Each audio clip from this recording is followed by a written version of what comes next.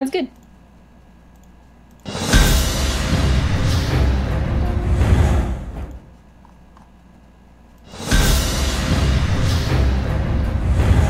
Hello everyone, and thank you for tuning into Wowhead Weekly number 125. Big show today. We haven't had a show in a couple weeks, so we have a lot to talk about. Before we dive right in, I would like to introduce my lovely co-host, Wowhead site manager, Perculia. Hey everyone, I'm back. I've moved, so I have a different setup and lighting and a mic, so hopefully that's all good. And yeah, we were away for a bit, and the 7-3 PTR started and hit us full force. And then there's a lot of 7-2-5 things like Black Temple time walking. So we have a pretty meaty show today. We do. Meat and potatoes. Very excited about it. So like Perk said, the patch 7.3 PTR is out, which this is nuts. I feel like last expansion was us constantly saying like, we need more content. We need more content. I know. And this expansion, it's like every time a patch launches, a PTR launches. It's insanity. It's like content on content on content. Like, yo dog, I heard you like content. Exactly. So some of the big features of patch 7.3 are a new dungeon as well as a new raid. It is likely that they will open in 7.35 like it has been pretty much the whole expansion. The raid is called... The dungeon is Seat of Triumvirate. I know that because I said it wrong. I said in my video, Perk, I called it Triumvirate. That sounds very fancy and like. Listen, I don't have any. I had never seen. I've heard someone say like triumvirate before, but I had never seen it written, and it just in my mind it had to be fancy. I don't know. It just had to be a name of something. I just went for it.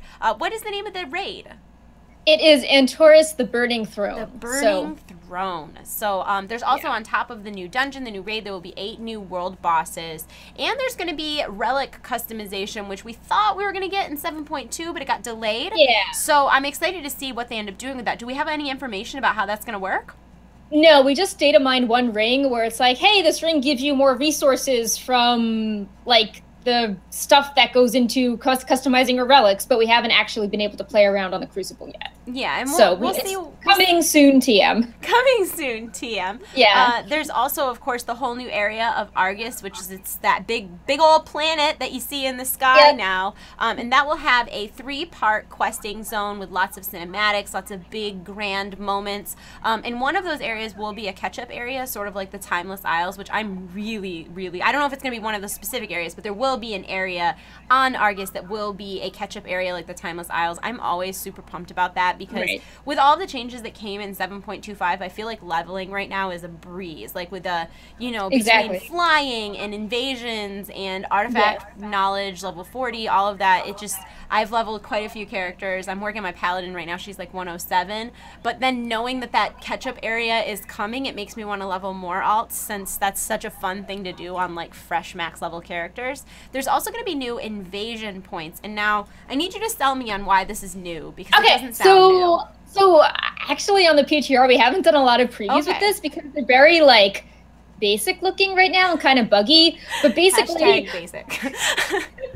On Argus, these like rift portals will spawn, and the idea is that you go into them and with 2 other people, and I think it's Diablo style where if you do them quickly, you get a reward and some cool stuff, but right now they're sort of buggy and like you just solo queue for them. And so when I did my video on 7.3, the last fact that I had in my 39 things was that, you know, we were getting a little bit closer to Diablo every day because there was the greater and lesser keystones. I didn't realize that the keystones were tied to invasion points, but that's certainly very interesting. And I've loved everything they've done with Legion invasions, and this sounds like it's just going to be kind of like a furthering of that idea. So I'm excited to see where that is, and I hope that they're, you know, in a better place to be tested soon.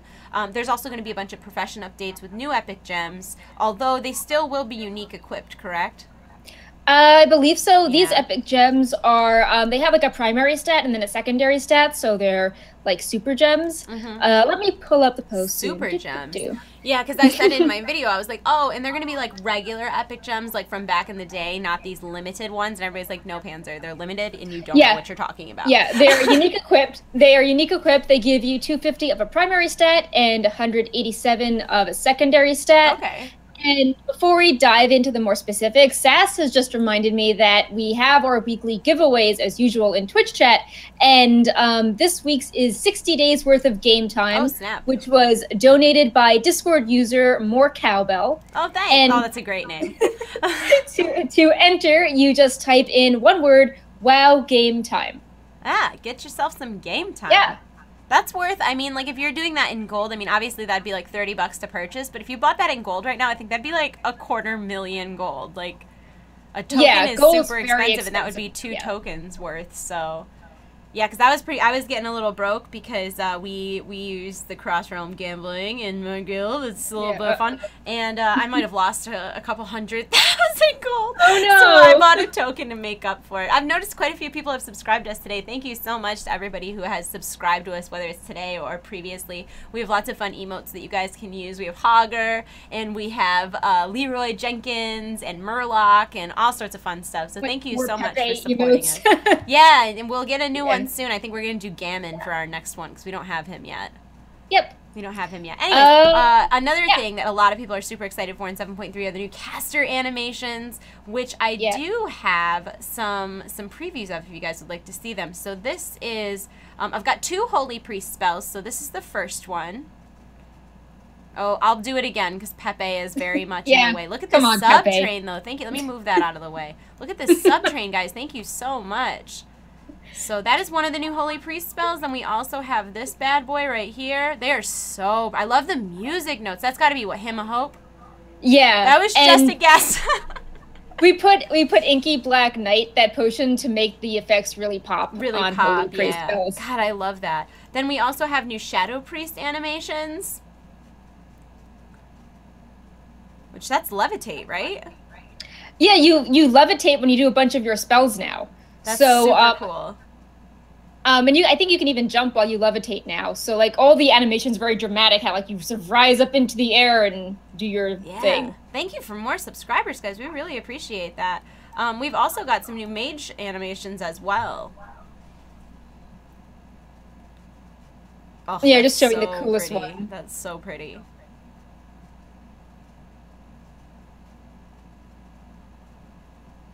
I like the portrayal of the ice on the ground, how it looks almost like liquid nitrogen-y, where it's almost like smoky and whirly and stuff. Look at that. These look great. Yeah. You know, props to Stefan for using that potion. It really makes the spell effects show up. So the frost, what is that, blizzard? That's my favorite by far. That's so pretty. Although I still stand firm in my belief that the prettiest spell in the entire game has always been and will always be Frost Firebolt. I think that is the prettiest spell in the entire game, with all the fire, and then it's got the ice, and it's all... Yeah, that is pretty cool. It's my favorite. It's my favorite thing. And if you would like to check out all of the animations that we have so far, you can head over to Wowhead's YouTube channel, youtube.com/Wowhead, and we've got videos of all of those if any of them pique your interests. There's also a ton of new models, and what we're going to be showing in today's stream is just honestly the tip of the iceberg.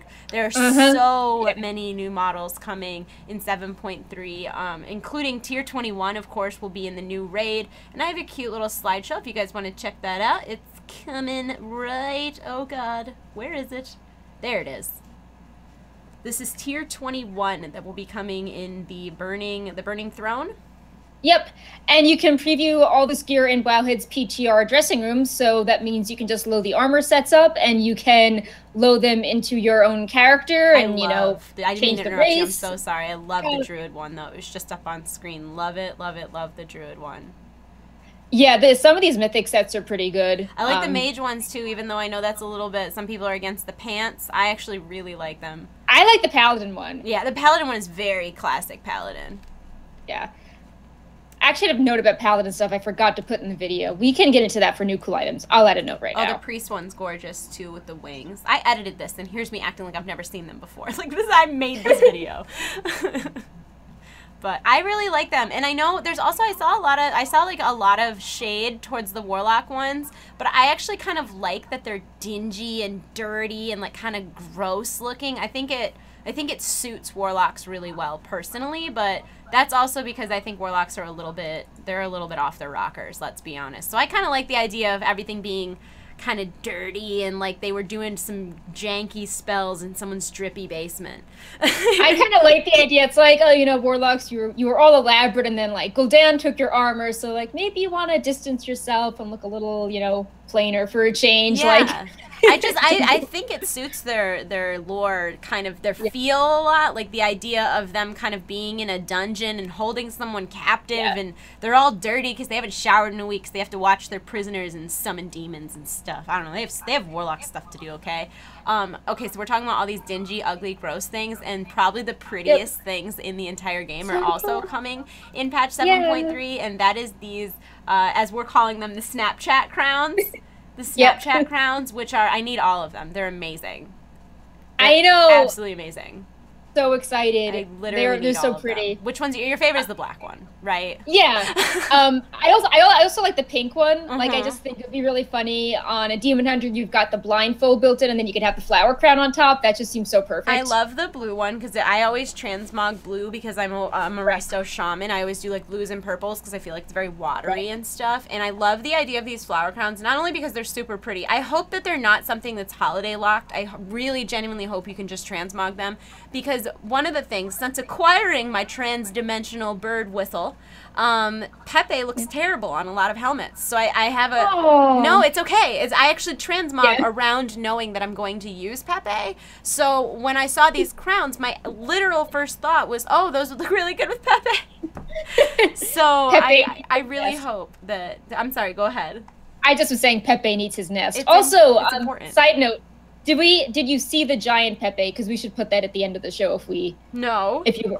Okay, we'll put that in the merchandise section. It's not for sale, but it's very cool. Yeah. Send me the link so that I can get it in the... I'll make sure I put it up at the end. But yeah, that's amazing. Okay, there's also a ton of new armor models. This slideshow that I made, I believe these are all from the new dungeon, I think. So if I'm wrong, I'm sorry. Please just let me know so I can correct. I think it's a mix of like one tint is from the dungeon, one tint is from Alliance PvP, one's from Horde PvP, and then one's from these like Armies of the Light ensembles. Okay. Yeah. So this slideshow's a little bit long because there's a lot, but I think they're worth looking at. I believe what you were just looking at was plate, and then this is, I think, mail. Yeah, that's male. That's male. People are super excited about the plate set because one of the major lore figures in 7.3 has similar armor. The shoulders in all of these sets are rad. Yeah. The shoulders in all of them are really, really nice. Which I think is like an area that I find myself, I usually don't transmog a set. I'll use pieces from some sets and pieces. This is the leather set with the mask over the face.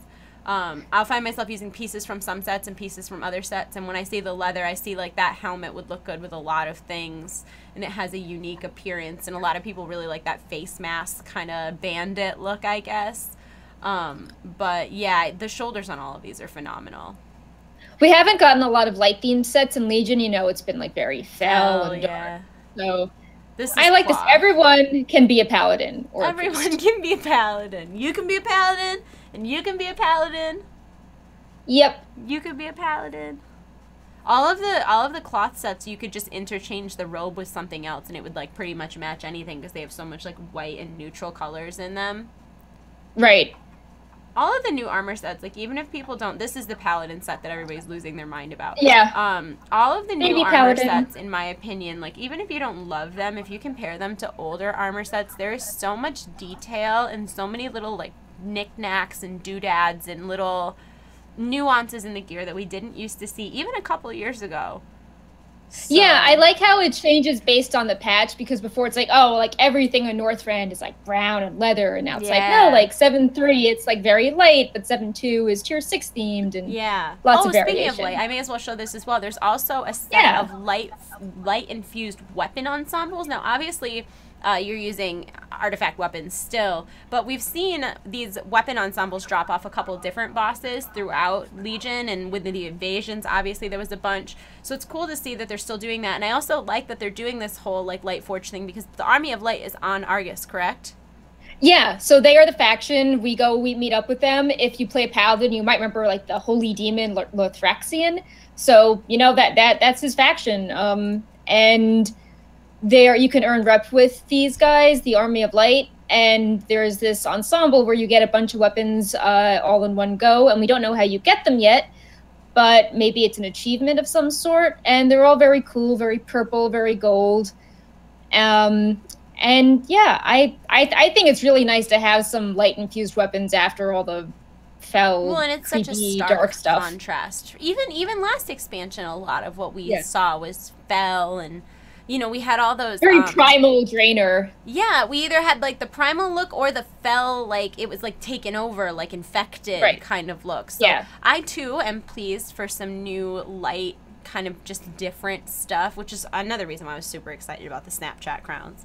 But, we were talking earlier about how you can preview all of this stuff in the Wowhead dressing room, but the Wowhead dressing room is not the only thing that's gotten some updates, and I gotta stop. I'm sorry with the transitions, but in 7.3, we will be getting an update to the in-game dressing room. So when you're working on your transmog and you're previewing things on characters, you will now see a custom background based on your class, and as you can see, the window is significantly larger, so it should make transmogging a little easier. Yeah, like large classes like Tauren are super happy about that, and if you want it to be small, it can still be small, but there's the option to expand it now, which is super nice. These backgrounds are the same ones on the armory, so most of them are the class hall, but some of them are like Blacker Cold. Yeah, the shaman one is on the Throne of the Elements in Nagrand, which is not where, although that would have been a great place for our order hall to be. Just, I know. Backing up for a second. What are you doing, Blizzard? You missed a real opportunity. But then again, I'm an absolute sucker for Burning Crusade Nagrand, so... It's just a great place. Like, people used to ask me, you know, if you could live anywhere in World of Warcraft, where would you live? And prior, I mean, we're talking in Lich King times, I would have always said the Throne of the Elements in Nagrand. Because I thought it was, like, the prettiest place. Where would you live? Ashenvale, because it's very, like, green and purple, and there's hills, and everything's growing, and you have all, like, nice ruins there, flowers. You know what I love? The new area, and, you know, I think it's in Ajara, and it's where all the little... What are the guys called? They're like bear guys, and they're sort of hunched over. Oh, the Timbermaw? Yeah, there's like a Timbermaw tribe area. I think it's in Ajara that there's almost like they're almost like trailers, and they're like tipped over logs that they've made into houses, and they have I know that. These little lamps and stuff, and it looks like a little villagey community. And I feel like when I was a little kid, I always wanted to live in a cottage in the woods. Like that was always the type. Yeah, there's some like Fellwood and Winterspring and Valshara. Yeah, so, it's Valshara. Yeah. You're right. It's not Juna, it's Valshara. But yeah, I always get those two mixed up. I don't know why, but. Yeah, I really like that area, but there's so many gorgeous areas in Legion. I feel like it would be extremely difficult to actually, because like truthfully, if the Hunter Order Hall, if I could just live there by myself, I think that would be the perfect place to live as long as there's internet. Yeah, Suramore would be cool if you didn't have the guards attacking you. But yeah, I would totally live in like that district in Suramore that you start doing all the quests from, that has the cafe and all the paintings. And only if they bring all the Pepes back. Yeah. Is it true that a flock of Pepe is called a paradox? I think so. Did you see the fan art someone did of the Pepe? Yeah, I guess that's what the official term is now. Bring back the paradox of Pepe and we'll talk. Yep. So I do not have a model for this, but the data in 7.3 suggests that there is going to be an artifact appearance for becoming a fisher friend of the Broken Isles for the Underlight Angler, which I think is really cool. So Fisher Friend of the Isles was an achievement that people were briefly working towards in 7.2.5, and then Blizzard went, oops, too early. And basically, you would have to fish up various things in each zone, gain rep with the Fisher Friends, and then you could purchase various toys from them. And like one would be up every week. People were speculating because there was only one up in the first week of 7.2.5 before they were removed from the game. So I guess the idea is in 7.3, you'd look for these Fisher Friend to spawn, gain rep with them, and then when you have the right rep with all of them, then you can purchase the Emerald Tint for the fishing rod. All right. I'm excited. I went and I spent like a whole weekend getting my artifact fishing pole, and I got to the point where, like, you know how with all artifact power, it's not just the fishing pole, but with all artifact power, it's like really quick, and then you sort of hit a plateau. Yep. I got artifact power on my weapon until I hit the plateau, and then I was like, this isn't that important to me, I guess, but having that's actually a good transition, because artifact knowledge is also receiving some changes to make things easier. So I'm you can rubbing level off on you, and I'm sorry about that. Like, I'm just all into these cheesy transitions. I love it. But yeah, the artifact changes in 7.3 are awesome. Yeah, so everyone on the PTR just like is AK-40. You just are. It's So just what you are. yeah, so you're there, and then it seems you gain 1 level of AK per week. You don't have to do anything. And if That's you go to beyond 40? yeah, so Wow. I think it goes up to 50 again. Oh man, that's so high. Like, that makes me like not even care right now, because I know it's gonna be so much quicker to get caught up if I fall behind. Not that I'm fall behind. I'm already artifact level 40, but like I'm at the point where I think my next point is like 1.9 billion points or something like that. So it's just not high on my priority list. Yeah, so there's no more work orders and order resource cost. When you go talk to the NPCs, they're like, we need to put our resources towards like fighting the Legion and like more important things. So no more work, you know, you're just 40. Like, have fun. Have fun with this. If you aren't 40 yet, you are now. And you can't buy those books anymore, obviously, because you just are at 40. It's not, you know, working up towards 40. Oh, and then there's going to be the new Timeless Isle area. It's going to be so much fun. All your alts are just going to be level 40, and they're going to get so much AP and so much free gear. Oh, I'm into it. Yep. I'm 100% into it. I'm so excited. It also makes sense because you have the Netherlight Crucible with the relic customization, so it's like, you know, Blizzard wants people to, I guess, to be focusing on that aspect of the game, not like, you know, sending AK books around. So we were raiding this week on Thursday, and we're going to talk about this in a minute. We're going to talk about Black Temple Time Walking, but we had gone back to do Black Temple Time Walking, and they hadn't hotfixed it. So when we walked in, it was completely, we had killed everything but Illidan, and it got late, so we all wanted to go to bed, and we walked back in, and the instance was like reset, even though like all of our lockouts said all we had left was Illidan. So hopefully we'll be able to go back and do that Sunday. So we ended up going and doing just normal help me out here, name of the new raid. Tomb. Yeah, Tomb, that's the one. So we went and did normal Tomb, and we kept having whole life artifact relics drop, and every time one rolled, I just got incredibly triggered because I realized that I was still rolling with an 860 trinket. My item level is 915, and my relic was still such a good trinket. It was it was like every time one rolled, I was just like, oh, you can have it. It's not a big deal. It's not a big deal. And finally last night I was like, I need all of them. Like, this is ridiculous. You say artifact relic, and I had like a flashback there for a second. Don't worry, guys. I got a 920 Titan Forge. It was very exciting. But yeah, we were talking earlier about all of the cool new models coming in 7.3, and there's some amazing mounts coming that I'm very, very excited about. Perk sent me a gift today of this new light forged golem mount. How cool is this? It's so cool. It's so I love the special. It's like Reinhardt doing his like he like shoots up in the air and stuff. Like, what a cool animation. And that's unique. There's nothing else in the game that has an animation like that right now, which I think is very cool. And then it walks and flies a lot like the herbalism mount. The Sky Golem. The Sky Golem, yeah. It's really cool though. Do we know how that is obtained? We don't know yet. However, for some of the quests in early Argus, you get a temp vehicle that looks like this to do a few quests on. Okay. So I hope it's a permanent mount you can get. I hope it's not just a temporary vehicle. I hope it's something rep related. Then there's also the Shackled Urzel, which has got to be the most creepy mount in the game right now. Look at that thing. Look at it.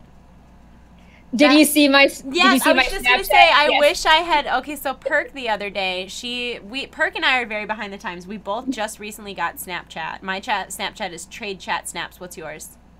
I think it's Perculia. Yeah, well, she was getting the Snapchat filters to recognize everything but people as faces, and she put the flower crown filter on the Shackled Urzel, and it had like several crowns. It was amazing, and they all had like eyelashes. It was so happy. Great. It was really great. And then your caption on it was like, "Someone needs to take this app away from me."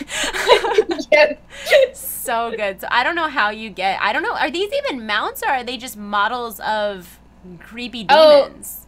They are. No, it is definitely a mount. Creepy. And it shows up in the mount journal. Creepy. It has flavor text too. The one big mouth is what, like, if it wasn't creepy enough that they're all like smiling in that evil sort of way, that one giant mouth is so unsettling. Yeah. So the description is formed from the tormented bodies and souls of fallen members of the Army of the Light. The Urzel is both fascinating and horrifying. Mm-hmm. So it's like, it's not even creepy looking, like they just took people on Argus and like merged them together with a dog. I don't know. It's some real Frankenstein's monster. I don't know. The Army of the Light's kind of creeping me out. They look a little too happy about their new status as well. Like they're all so smiley. All right, I'm going to take this off the screen now. The final mount that we're going to show you today is actually amazing. It is the Lucid Nightmare. This we're suspecting is going to be obtained in a similar way to the Sun Darter hatchlings. There'll be some sort of like puzzle that you'll have to do, but this mount is amazing. Yeah, it does a cute little like unicorn special spin. It's actually a unicorn you don't have to grind reputation or PvP with. I'm gonna get this. I don't really care how difficult it is. This is my favorite unicorn mount that they've put in so far. Yep. It's really, really pretty. Okay, what else? We talked a little bit about epic gems. Do you want to elaborate on them any further? Yeah, I'll talk a little bit about the profession stuff coming. Where's the post? So there's a lot of new materials coming in 7.3. So there's like primal sargerite as opposed to just like the regular bloods. There's a new herb called Astral Glory. New ores called Imperium. There's new gems needed to make the epic gems, and even new cloth, like light leaf cloth. And each profession seems to get a new interesting thing. So like alchemists get the light blood elixir, which increases your damage against demons. They also have a new alchemist stone that starts at item level 885, as opposed to 835. So that's, pretty good. There's primal obliterum, increases the item level of crafted armor up to 915. Blacksmiths have some sort of catch-up mechanism. You can use materials from Argus to increase your item level. Engineering gets a wormhole generator to Argus to a random place, so something terrible will probably happen. Fishing has two very cute things. There is the Trawler Totem, which grants 10 fishing skill to players for 2 minutes from one of the fisher friends. And then there's Corbin's Beacon, which summons a raven and it pickpockets them for shiny baubles and has a bunch of fun emotes. And then, jewel crafting, as we mentioned, has the really cool epic gems, but they also have these imperial crowns, and the crowns have unique transmog appearances too. So that's all what's up with professions. There's a lot of updates for professions, for sure. A lot of profession updates. Someone in chat wanted to know, in your opinion, what do you think is getting the best updates as far as professions in 7.3? So I would say jewel crafting, just because they both get like the very practical epic gems, and then they also have the very kind of pretty transmog gear, and it makes sense that jewel crafters can make pretty actual cool looking crowns, tiaras. All right, fair enough. Also coming are some new holiday items in 7.3. So for Winter Veil, we're going to get the Hearth Station toy and the toy weapon set. Now, the Hearth Station toy was actually data mined like 3 patches ago. Yeah. That's been It's a really cool like Hearthstone board that opens up and there's like cards. Yeah. So we'll see what ends up happening with that. Cool. And then for Hallow's End, we're getting a horse costume and a Xavius costume, as well as a mini Naxi pet. And I was really bummed about this because before it was data mined where it came from, I speculated that maybe that would come from Naxxramas time walking. Ooh, that would be fun though. But it would be fun. And then also, you want to talk a little bit about Urelka? Yeah, so she's just kind of a cool discovery that's a good transition into the bigger lore discussion. But we were going through the models and we found an NPC called Urelka. And when we opened up her model, she was wearing the current Paladin armor, except that some of the pieces weren't exactly the new Paladin armor. And we compared her model to Urel from Warlords of Draenor, and she looks really similar. Like, she's got the same horns. She's actually got the same tinted, model gloves, boots, cape, and belt as Urel. And, she's dressed to look like a paladin. Obviously, Warlords Urel had Warlords Paladin gear, and, she has Legion Paladin gear. So there's a lot of speculation that, is she is she like an like, you know, the main universe version of Yrel, or did Yrel like go through timelines? Because when you defeat Archimonde in Hellfire Citadel, she's like, you know, she pledges to rebuild Draenor, and she promises Khadgar her assistance should Khadgar need help. So people are wondering if, you know, she came through to help Khadgar out now, or if this is maybe like an ancestor of Yrel. It's very interesting. A lot of people would be happy to see her back. Yeah, absolutely. I know she's an extremely popular character, especially with people who play paladins. Now, I'm going to flip it to you for this next part, and I'm going to put a spoiler tag up because I haven't played on the PTR, and you know much more about this than I do. Okay. So, guys, I'm going to put a spoiler tag up because this is spoilers for the new Argus story, and I don't want to ruin it for anybody. So, if you care about that, please, please, please... Oh, the spoiler tag is not where it should be at all. There it is. Hold on. Spoiler tag is, like, in another dimension. Let me make that a little smaller. So I'm going to put this spoiler tag up, so if you care about this stuff, please mute until the spoiler tag goes away. So I would give a 3, 2, 1 countdown, and then you're good to go, Perk. Okay, 3, 2, 1, Argus story. So we can test some of the Argus story on the PTR, and other parts of the Argus story we have a good idea of how they're going to go through data mining. And apologies in advance if I mangle any of these fancy lore characters' names, but in phase 1, which is on Krokan, we go to the Vindicar, which is a spaceship, and we travel to Argus with Velen and Illidan, and here we finally meet up with Alleria and Turalyon, who have been separated since the explosion on Outland, you know, / Draenor, and nobody knows what has happened to them or if they were even alive. In this part, we meet up with their son, who you've seen in the Paladin Order Hall and in Hellfire Peninsula and Burning Crusade. Alleria and Verisa meet up and they talk about Sylvanas, and you explore the evil fell-looking zone. And then in phase 2, stuff gets even more interesting because we learn about Velen's escape from Argus, and we put together the missing pieces for the Crown of the Triumvirate, which we need apparently to step foot into the raid. And to get the pieces, this involves fighting the spirits of the Draenei before they were turned into the Legion, like Lord Jaraxxus, who is Lord Jarasum. And we also learned that Velen was betrayed by one of his closest friends, Lieutenants Talgith, who told Kil'jaeden about his escape. Now, all through this, we have fade to black cutscenes, which aren't in yet, but we know that a ton of epic cutscenes are coming through this whole story. And what we will preview soon on the PTR when the quest is fixed, and also through data mining, is that we know that Alleria has been harnessing the powers of the Void because light and shadow can coexist. And, you know, it's interesting because when you're a marksmanship hunter and you interact with her, she doesn't want her bow back. She's like, you can keep it, like, I'm on a different path. So her path is something with the Void. And there's lots of interesting data mine dialogue about going down the path and like not being consumed by the Void and harnessing it in balance. So curious to see what, you know, she'll be doing in phase 3. And as for phase 3, we know via data mining, this is the really like spoiler warning part. We know that we will be fighting and freeing the Titans in the raid. For one encounter, we must protect Aonar. The Coven of the Shavara has 4 other Titan spirits captive. And we know that Magni is like sensing their distress and calling out to them. The Coven also has Varim Thrius captive, who was, you know, the major character in battle for the Undercity.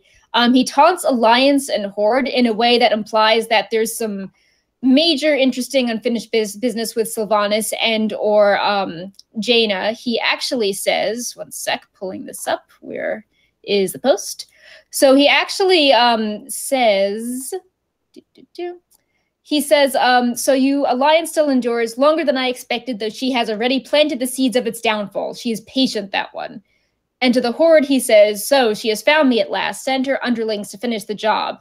Tell me, when she seized your throne of hide and bones, was your allegiance force? No, I'd wager you surrender it willingly, or were convinced you did. So maybe, you know, there's something will happen beyond 7.3. We'll have to see. We've also learned that Agrimar has, you know, kind of gone to the dark side and he's held captive, and one encounter is all about freeing him. And the final encounter is Argus itself. So Argus is a Titan spirit, And the dungeon journal is all blank, but presumably based on dialogue, we're going to take the soul of Argus to the seat of the Pantheon for a ritual. And then Sargeras threatens to undo the ritual, but Amenthul says that the Titans will sacrifice themselves to jail him and to protect the Titan spark of Argus. And the final dialogue with Velen and Turalyon reveals that Illidan has sacrificed himself to now be, the jailer, so like Azeroth can once again have balance and be safe. So that is a lot of stuff. It is a lot of stuff. Yeah. It is a lot of stuff. Yeah. And I don't know if you want to react to it or anything, but the next part in the notes is like even more spoiler warnings. Okay. Beyond 7-3. You go. Okay. I don't even know. It's just a lot. It's a lot to take in all at once. All right. We're still spoilering people. Don't earmuff yet if you are trying to earmuff. Yeah. So just as a final note, we have 2 posts on all this data mine dialogue, including one that merges together the encounter journal and the models and all the data mine text, so it makes more sense and it's not just like a wall of text. But the really trippy stuff is that in one of the PTR updates, there was a set of icons and an armor set that we data mined called Cool to Your Ass. And it looked kind of interesting at first, but as we looked into it more, there was some really bizarre things about it. So the first thing was that the naming convention of the armor set, like the name of the icon, was really similar to how armor is named for questing at the start of a new expansion. And even on its own, it's like, why is the set called Cool to Your Ass? We're doing fell stuff. There aren't any ships here. What's going on? And we looked closer at the armor and zoomed in, and the armor has all these maps and locations sewn into it, like, X marks the spot and little dots and like islands with boats around them. And the maps are surrounded by tentacles. So everyone is, speculating is Jaina with Cool to Your Ass? Because that's, where her father was the Grand Admiral and they, helped in, the second and third battles, and we haven't seen Jaina for an expansion. And do the tentacles mean that we're getting, some sort of like Naga or N'Zoth expansion, something like underwater, maritime themed? So lots of spoilers there. And I wonder if this was intended or not, because it seems strange Blizzard would just put a piece of armor in that has a new map of a new zone and just kind of put it out there in the open. But very interesting. Yeah. Yeah. You think we're good to take this off, or should I leave it? If you have any thoughts about it, I mean, I think that it would make sense that we would try to fight the underwatery old god in the future. So I can see it being a real thing. Okay, hold on. I'm going to switch to the mainframe, but I'm going to put the spoiler tag back up. Yeah. Okay, so I think it's literal, so I did a video when N'Zoth was released in Hearthstone. I did a video about the lore of N'Zoth, and I have been patiently waiting for N'Zoth. And I feel like that is something that people have wanted since, do you remember when, before we knew it was Mists of Pandaria, everybody thought it was the Dark Below? Do you remember that? Yeah, and then, I remember that. Novel did a video about, what's hiding in Tearsfield Glades. There's a circle of... Yes, I'm in. I want to fight old gods. I especially want to fight Cthulhu-y, N'Zoth-y old gods. I'm in. I'm 100% in. 100 emoji. So, all right. We will stop talking about this now. Also, can I just... I would die if they announced this, at Gamescom. Because the last expansion was announced at Gamescom. I agree. And with 7.3's PTR already being out, we already know what the raid is. And Blizzard is, definitely has a huge presence at Gamescom this year. I think it's fair to speculate that we might get an expansion announcement here in a month, and it's gonna be off the chain, y'all. I can't deal. I could see them doing something similar, name of expansion, drop mic, and then in at BlizzCon they actually explain, actually go through all of it for sure. But yeah, so as you can tell, my hype meters they're up there. I just can't. Where would they go from there with that? I have always been the type of person who said, I don't think World of Warcraft will ever die until Blizzard kills it or replaces it with something else. I think there'll always be a player base for it. But, when you're talking about an old god-centric expansion being a legitimate possibility, where would they go after that? Well, we still have all those characters alive that we talked about in the 7-3 spoiler section. Fair enough. They could come back. Yeah. I don't know. It makes me wonder if they would just do like a total obliteration, like Cataclysm type event where then you basically start over. You're like in Malagor, greetings, warrior. you are a young the adventurer. MMO. Hearthstone, the MMO. I mean, are we going back to wibbly wobbly, timey wimey? I don't know. I'm excited. I'm into it. I want to see what happens next. I'm going to take down the spoiler tag now. We won't talk about it anymore. Yeah. Okay. There we are, fam. There we are. So, back to 7.2.5, which is the patch we are playing right now. Obviously, Black Temple time walking is a thing that's happening this week, along with Burning Crusade time walking. And you queue up for it in Shattrath. I'm going to yawn. Yep. Ooh, excuse me. You queue up for it in Shattrath, and you do have to be in a pre-made group. It's not like LFR. And what was weird about this to me, though, is they did hotfix this, and I need you to confirm what the hotfix did, because I tried to do it. We did most of it on Tuesday, went back on Thursday, and when we went back on Thursday, the instance was totally reset, even though we all were saved, and it was the same. Like, I was the raid leader for both of them. Now, so I'm not Blizzard should we CS, be able to go in and actually just kill Illidan? So it says, with realm restarts in each region, players who have obtained different raid lockouts are now able to group together and queue for Black Temple time walking. Okay, yeah, that's not the problem. The problem is that it's saving like LFR. So, like, yes, I've killed them all, and it shows them as being defeated, and I wouldn't be able to get loot, but my whole raid group killed everybody but Illidan, and then we went to bed because we were tired, and when we zoned back in, the entire instance was reset. So we would have to kill the entire instance again in order to kill Illidan. And doesn't that seem like an oversight? Because they want this to be done in a pre-made group, like a guild group, and then they punish you for not doing it all in one run, which I understand. We probably could have done all in one run, but we were tired and we wanted to go to bed. Like, we started a little late, and what are you going to do? Because it wasn't a matter of wiping. I mean, it's pretty easy. It's not, although you get really good gear. It's like 910, 915, like decent gear, and we were really, really disappointed that when we went back to kill Illidan, it was totally reset. I was hoping that hotfix would fix that. Yeah, another thing, which is talking to bugs, is that the Warclave transmog is like, the Warclaves aren't pointed the right way. That's kind of strange. Oh. Like they're upside down? So, like, usually, like, the Warclaves sort of, like, they curve a certain way. Yeah. But they go like this now. So yeah, they're upside down. Okay. Well, it doubly sucks because there is a demon hunter in our guild. I feel really bad for him because nobody wants to go back through and do all the instants again. But then also, like, the only boss he needs to kill for that is Illidan.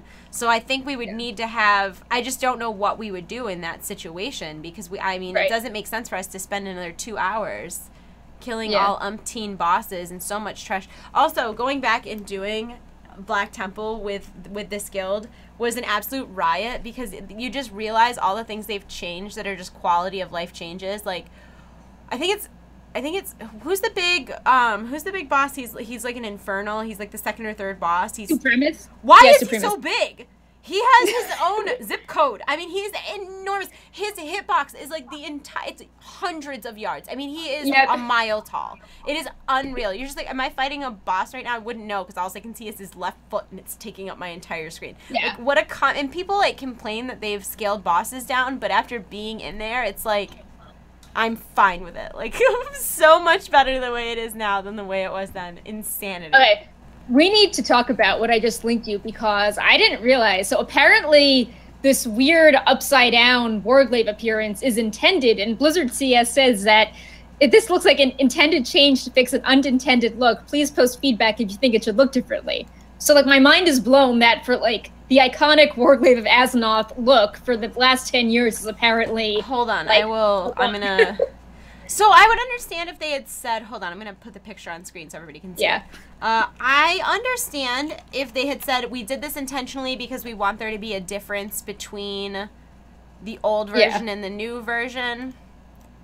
Yeah, but just like, whoa, like so this is was the original version, correct? Yeah, that looks awesome. Do we have a picture of the new version? Yeah, one sec. Well, it's the Blizzard. One's in the Blizzard CS tweet, but I Did you link me that? Oh yeah, you did. Okay, no, I got it. You can also find it on the Wowhead Arsenal page. What the hell? It's so different. What? Why? Okay. Yeah. I like, what? Yeah. All right, it's not letting me because it's the way this, I don't know how to save this picture. As ridiculous Okay. as this sounds, like I don't. You can just go to the last link, the Okay. Arsenal Warglaze of Azzinoth, and just take Warglaves of Azzinoth. Screenshot. Why? It looks so bad. I know. All right, save image as. Here's what the arsenal looks like. Image, arsenal. Yeah. Browse, and here it is. Okay, so this is what the new one looks like. What you're seeing on your screen now, compared to that's what the old one looks like. New, old. New, old. What the hell is that? It looks so strange. I know. Yeah. I am not a fan of that.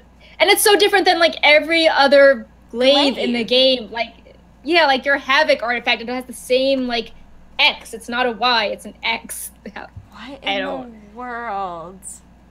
Yeah. It reminds me a lot of the Legion logo, so like part of me could kind of see like where their minds were with that, but it's so iconic that they shouldn't be changed. That's bizarre. Old, I know, like new. New, old. What in the world? It's so weird. Let me see what the chat is saying. Yeah, I can just imagine. Someone said it looks like a fidget spinner now. Oh my gosh. Someone said if all glaives were like that, I would understand. Someone said they look like fell wings.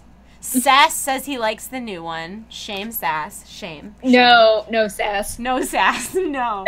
Yeah, it does. Now that you say it looks like a fidget spinner, I can't. Like, thanks, chat. You've even. Wait, so both the mage artifact mount and the new Warglaves are both fidget spinners now. Super weird. Super weird. Blizzard needs to stop. That is ridiculous. So anyways, that's what's going on with Black Temple Time Walking. Is it's a little bit wonky. If you do it, please do it all at once, or else you will be like me and be very sad. You can get the Warglaves of Azzinoth Transmog if you're looking for that fidget spinner look. You do have to have earned the Warglaves of Azzinoth off of the original Burning Crusade version, and then also the Time Walking. Oh, I'm going to yawn again. What is wrong with me? And also the Time Walking version, but you don't actually have to get it randomly dropped off the Time Walking version. You'll get like an item. Yeah, no, you just have to kill. You have to get the regular Warglaves and then just kill Illidan on Time Walking. You don't need to loot anything. You don't need to do anything other than that. Yeah. Also, you can get Tier 6 Transmog if that's something you're trying to get, which is like the low-res version of Tier 20. And that's what Time Walking is. Plus, there's all the new Time Walking rewards. There's the Fell Tosser thing. There's like the little ball. Yeah, there's 2 new toys you can get. One is the Verdant Sphere, which is like a throwback to the Lady Vosh thing. You gotta throw the spheres around and terrify people. And the other is some... where are the... I'm blanking out on the name on it. 1 second. I swear I know what I'm doing. I saw it, and I had enough to buy it, but I'm saving up for the mount. Yeah, so it's called the Fractured Necrolite Skull, and you can teleport yourself to Black Temple. To Black Temple, yeah. If you consume the soul of a critter, so you want to use like the Critter Canyon to turn things into critters, and then you consume the skull, and then you head over to Black Temple. Don't kill critters to go to Black Temple. That's screwed up. That's screwed up. So the raid race is still on, which is nuts. It's like the longest Mythic raid race we've ever had. A lot of Kill Jaden's progress was slow because of bugs and stuff.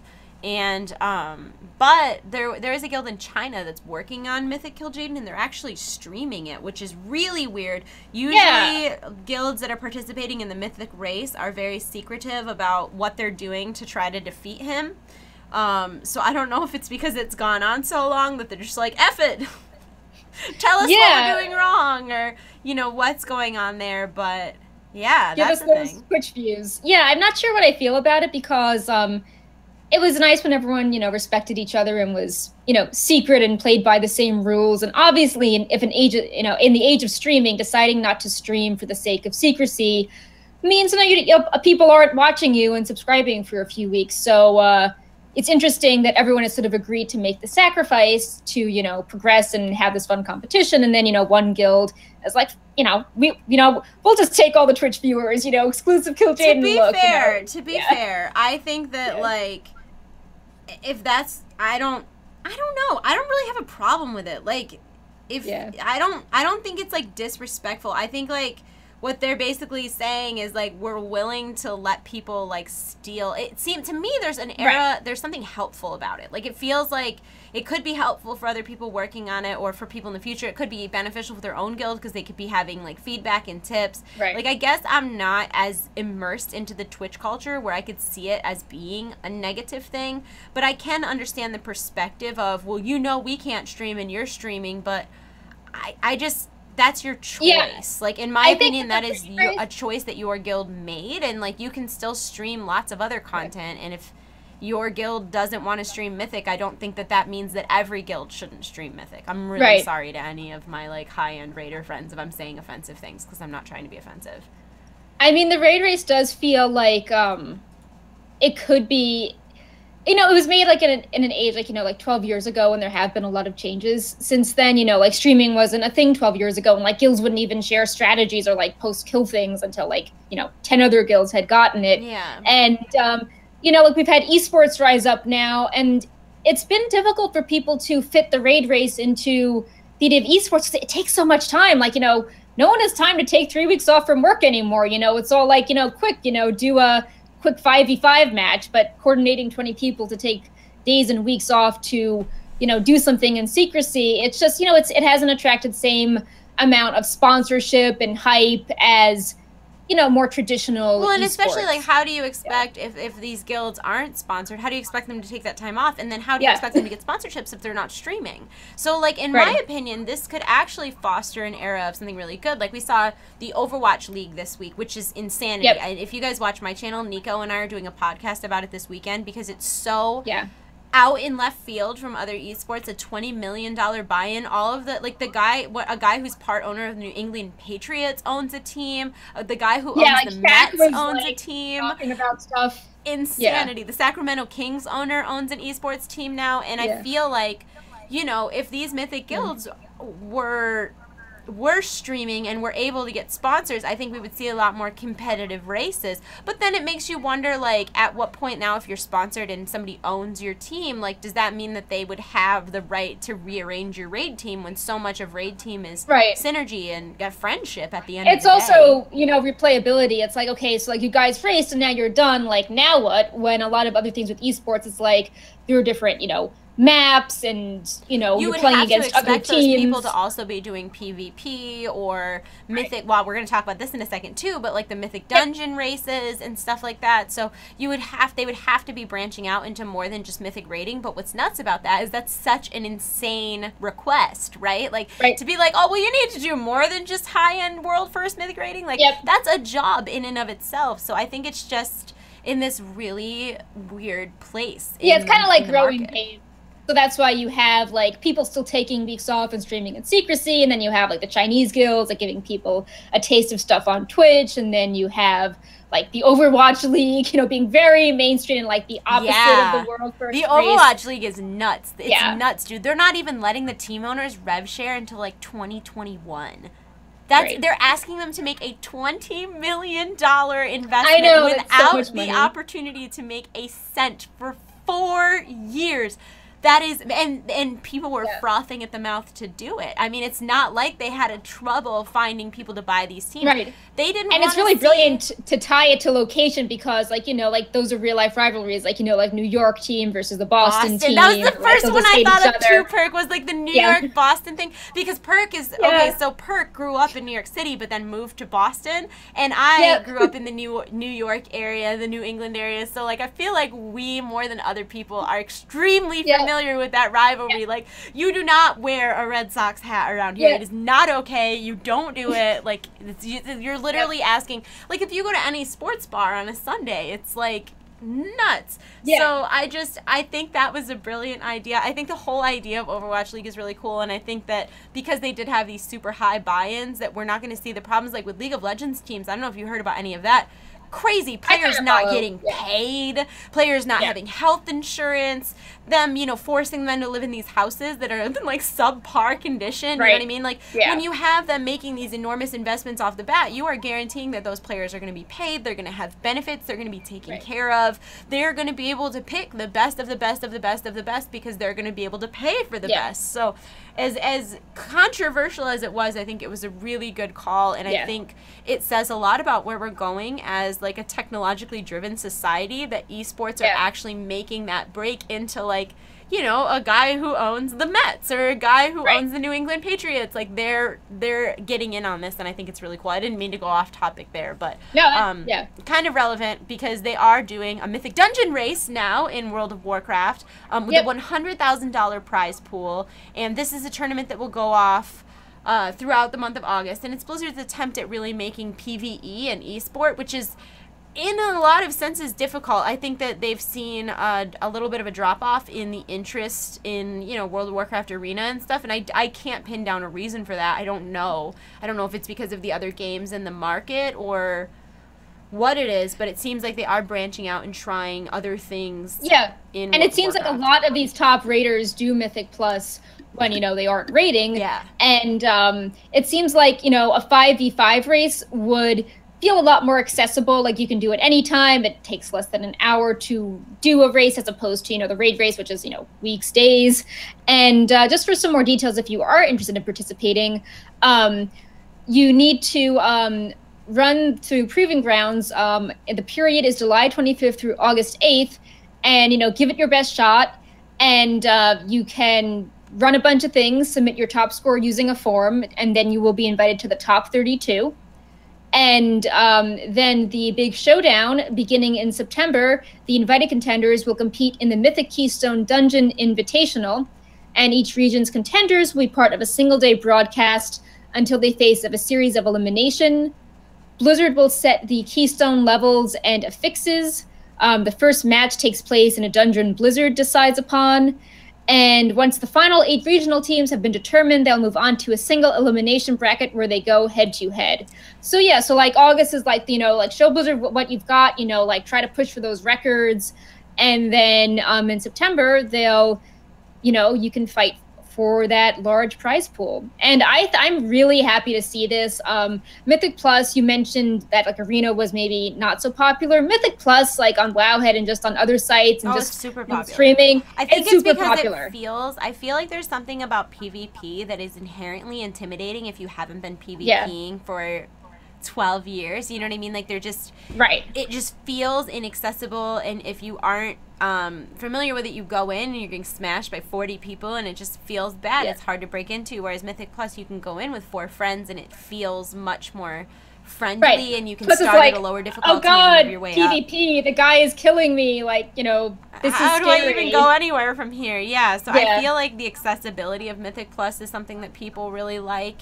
I would love to see like side-by-sides when they get down to the final 2 so that it's literally a race, like you're seeing them, or like a shadow run where like when this next person in line goes, you can see like ghosty people of where the other team was. I think that would be neat, but in general, I think this is a good idea, and I'm excited to see how people react to it. Also, while you were reading that, I was looking at our chat, and there was like a very heated debate about the Yankees and the Red Sox.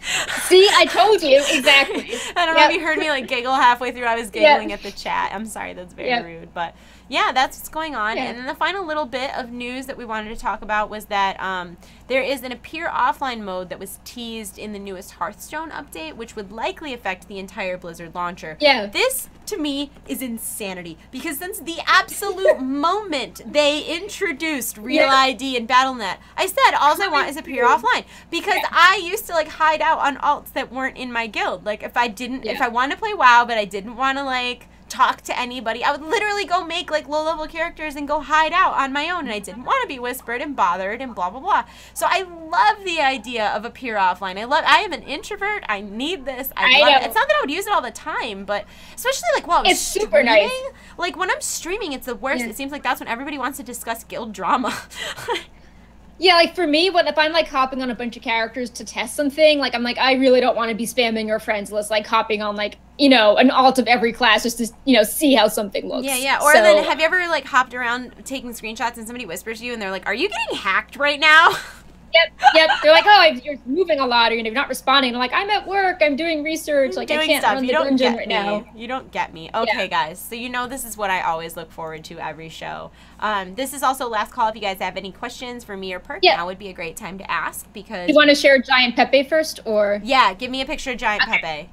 I think Sass gave you the tweets about it. Oh, my God. Yep. All right, hold on. Let's see if I can save this one. Save image as, does it want to do, oh, it is doing it. Sometimes it likes to do JPEG large. It drives me crazy. Yeah, it's weird. Okay, get rid of the Lucid Nightmare. Add image, Pepe, add, browse, do. This is Giant Pepe along with Dave Kosak.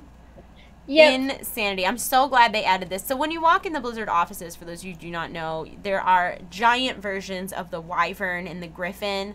There might be a Murloc somewhere too. No, Chen. That's what the other one is. There's a Murloc. There's a Griffin, a Wyvern. There's Chen, and then there's Stitches. There's a giant Stitches as well. And they've recently added a giant Traveler Pepe. Although I think it's funny that it was Dave Kosak posing and not Taryn Gregory.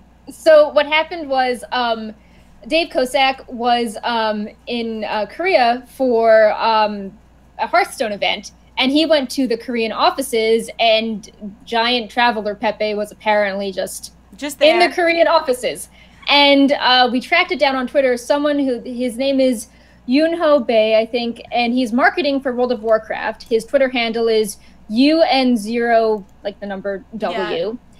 Yeah. And he said that he made it for Pepe and the Korean player, and that this is something he made to have at the Korean, World of Warcraft office. Wow, I don't speak Korean, but his Twitter feed is lit, fam. It's really good. It's lots of pictures and, then articles, and he's got, oh my gosh, he's retweeting Devouring Eyes Pepe? This is amazing. Yeah. Okay, follow him on Twitter. He's got a good Twitter. Even if you don't speak Korean, it doesn't matter. You'll be able to understand what's going on. Okay, gonna follow. It's just me and you. On my whole follower list, it's me and you following him and no one else. And we just hold on, I'll link his Twitter in chat. Twitter worth following. He also, did you see the other picture where he had little Pepe on top of big Pepe? Yeah, that was also his another Twitter feed is super lit. Yeah, so that's amazing. Giant Pepe is amazing. Side note, I'm going to be with Perk next week, and I've been, pestering her super hard that I would like to go to Blizzard while we're there. So I got, for those of you who follow my YouTube channel, I travel a lot, and I never have any footage of my travels. Yeah. And it's because my camera setup is really great at home, but absolutely horrible when I'm traveling because I have, the mic is separate from the monitor, is separate from the camera, and they all are necessary, and it's a lot for one person to carry. Literally bought a new camera today. It arrives on Tuesday, so I will be able to vlog while I'm at Perk's, so we'll have videos of, I can say hi too. Perk and Panzer do Disney. Yep. Perk and Panzer go to Blizzard. It's going to be the great adventures of Perk and Panzer. I'm super excited about it. And Pepe. Are you bringing Pepe and Perk's excellent adventures? Be excellent to each other. That's so great. Anyways, so we're super excited because there's a whole mess of new Blizzard merchandise coming. A lot of it has to do with San Diego Comic-Con, but I do have a feeling that some of it will be available beyond San Diego Comic-Con. Yeah, actually, that was Blizzard's big Facebook announcement reveal this week was how they're not doing San Diego Comic-Con exclusives. They're going to be revealing some stuff first on the preview floor, but all of these items will be available to purchase in some way, whether it's on the gear shop or at other conventions like BlizzCon or other retailers. Exclusive materials and stuff like that. Yeah. I love the Toki Doki line. I really hope they do more. I'm sorry. Go ahead. I didn't mean to interrupt you. I just can't see you right now. Yeah, no, I mean, they're not doing stuff like, here's the Whelpling only at SDCC. I hated that. Especially since have you ever been to San Diego Comic-Con?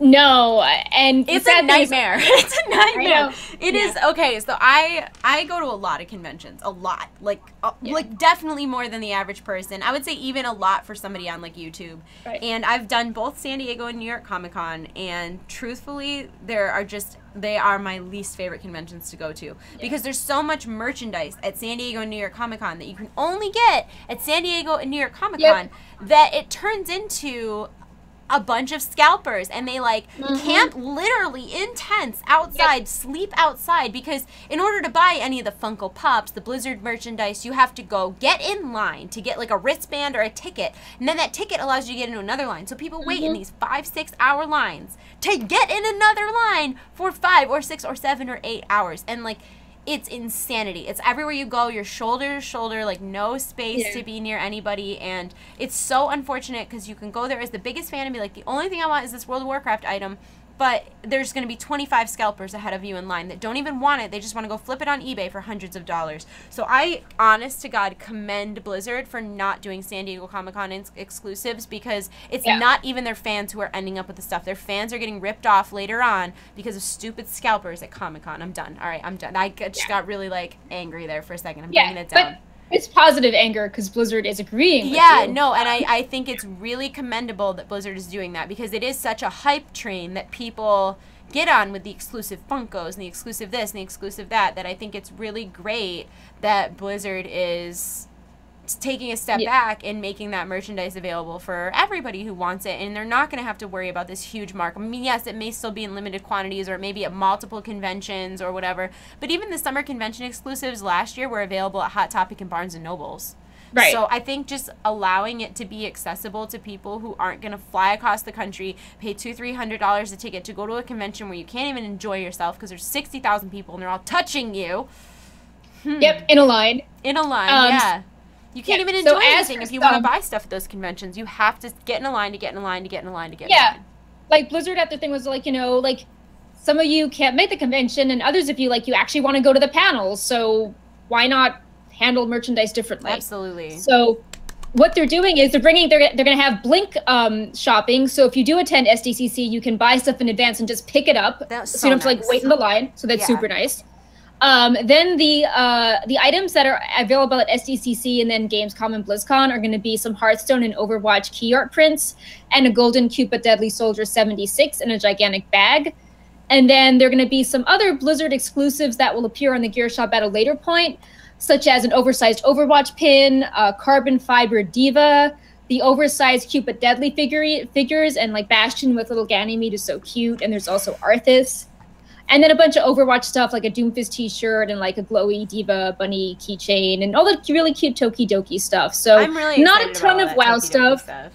Yeah, I'm excited. I'm a little sad there's not a ton of WoW stuff and there's not a plushie, because like it was awesome last year getting the Warglaive pins, and the year before having the the Nether Bubbling plush. But you know, the Overwatch merch is super cute, and I understand why Blizzard is really pushing Overwatch with, you know, Overwatch League and that being the new hotness. I get it. And I also think Overwatch is one of those things where, like, if you play WoW, I think WoW is there are new players. Like, I'm not saying there aren't new WoW players, but WoW is a less accessible game. And then it's like, you've got people like me who have been collecting WoW merchandise now for such a long time. Like, how much merchandise can you get? How much can you get? And Overwatch is so much more accessible. I think some of the characters are just extremely recognizable, even by people who don't necessarily play Overwatch. They still are going to recognize. Like, I have a Reaper shirt that's got like the butterfly sleeves, and I'm a really big fan of it. And every time I wear it out, somebody compliments me, and I'm like, "Oh, do you play Overwatch?" And they're like, "No." So I think the accessibility of it is huge, and I really, really applaud Blizzard for not doing San Diego Comic-Con exclusive merchandise. I think that is one of the best decisions they made in a really long time, and I think that's truly like a fan-oriented decision to make. Yeah. Before we get into questions and other stuff, just a reminder, we're closing the giveaway soon for 60 days of WoW Game Time, donated to us by Discord user More Cowbell. The Twitch chat keyword is one word, WoW Game Time. And do we have any more merchandise stuff? Or we do have a Jinx code for this month. We don't have a Blizzard Gear Shop code for this month because they're at San Diego Comic-Con. They're busy. They have stuff to do. We get it. But we do have a merchandise code for Jinx, which is super nice because Jinx always has great stuff. And I'm looking for it, but this list is very long. There it is. And it is 20% off all Blizzard products through July 31st with code Wowhead, which is amazing. There are a bunch of hoodies that you can pre-order now. I did pre-order the Diva one. I can't wait to get it. I ordered it in Nick's size, not my size, because I figured that I like to wear giant hoodies anyways. And then, I don't know, I'll probably end up with one from Jinx eventually. So, Yeah, I ordered one, and I did use my 20% off code, and I was really excited that it worked. So if you are getting a hoodie or any of those higher-end kind of expensive items, definitely use our Wowhead code, because then you get a percentage off, and everybody wants that, right? Yeah. I don't. We don't get a kickback or anything. It's not like that. It's just it's 20% off is huge. Yeah, there's also even some new WoW items that are on sale, including a Legion Queen of the Forsaken shirt of Sylvanas and a Warcraft men's pullover hoodie that's, very gray and black and distressed looking. So, it's not just like the new Overwatch merch. There's a lot of cool WoW stuff, and I think even some Hearthstone stuff. I'm excited about the Overwatch merch. Okay, those hoodies are amazing. I'm gonna buy. But you can't buy. I'm gonna buy them right now, but you can still use it. Yeah. I just meant like they did work on the Overwatch hoodies, and that was super generous. Those were, yeah, I did. I was not expecting to work on that, and they knew too. It wasn't like we did that sneakily. Yeah. Like they knew they worked, and I thought that was extremely generous of them to leave them on. So thank you, Jinx. Thank you, sponsors. We love you guys. Let's see what we have for questions, then we'll wrap it up. It's friggin' 7:30. Man, oh man. Yeah. We have no concept of time. Bless you. I know. Excuse you. Lone Samurai said, do you ladies think 7.3 PTR is too early, and what time frame do you think for 7.3 live release? So I think some people on Reddit were like speculating about all the releases, and we might have 7.3 in September if it's the same format. Yeah, I think 77 days or 79 days, whatever it is. Yeah. Is that what you're talking about? Yeah. Yeah. I think it's, I think that having the PTR go live as the Mythic rating, I think that's too excessive. I could see the PTR starting like this week. I think that would be okay, when the ratings kind of, chilled out a died down. Yeah, but I feel like Legion's all about pacing things. Like every week you have a new LFR or event or thing to do, and it just feels like it was too much dumped that week. We said the same thing when Nighthold came out. Yeah, and I think it would be nice if there was like a 2 or 3 week or even a month in between the launch of a new patch and the PTR of the next patch. But that being said, I would rather complain about too much too soon than not enough too slow. So I complain in a very guarded way. Like, it's not bad. I would rather see it all come at once and it be a little bit too much and feel a little overwhelmed, then as long as it keeps coming, which is what I kept saying from the get-go. When this first started happening, I'm like, how long can they keep this up? Well, apparently the entire expansion, so that's fine. As long as it's consistent, I really don't care. I really applaud the consistency of this expansion. Yep. Gungro said, how hard is it to catch up to this content for someone who maybe took a break? Do it! You can totally do it! I'm sorry, I got really excited, but yes, you can do it. I pasted a link for SAS to link in chat. It's basically, we have this guide that's just like catch-up tips for returning 110 players and alts in Legion. Yeah. And it's really easy. Like getting artifact knowledge is easy. It'll be even easier in 7.3. You get a ton of artifact power per item. Yeah. You can just go to the Broken Shore and start doing things. And you're going to get flying basically from doing regular quests. Like if you say you're 100 and you're coming back right now, all you have to do to get flying is do the story quests, essentially. There's a little more to it than that, but essentially it's just playing the game. Yeah. Like it's so you'll get flying pretty quickly. I don't know. You can do it. Yep. I believe in you. And then, if you wait till 7.3, you can definitely do it, because you're going to be like, if you wait till 7.3, you've got like Timeless Isles, like broken Timeless Isles. Yep. So. This next one is, how does everyone feel about the amazing skyboxes of Argus? I don't think we need to spoiler tag this, but basically, obviously, in this, on Azeroth, you can see Argus. So when you go to Argus, you can obviously see Azeroth. Mm-hmm. And it looks pretty cool, especially because, Argus is very fel-tainted. So, like, Azeroth is all, like, weird colored and, like, big on the horizon because, planets are all smushed together. Yeah. I think it's very cool. I like the consistency, and I'm curious if we can learn anything about how Azeroth is formed, if like we can see continents or just it's just very like we're always on Azeroth, and like now we're not. That's just like blowing my mind. Because even when we went back to like what was Draenor called before it was Draenor?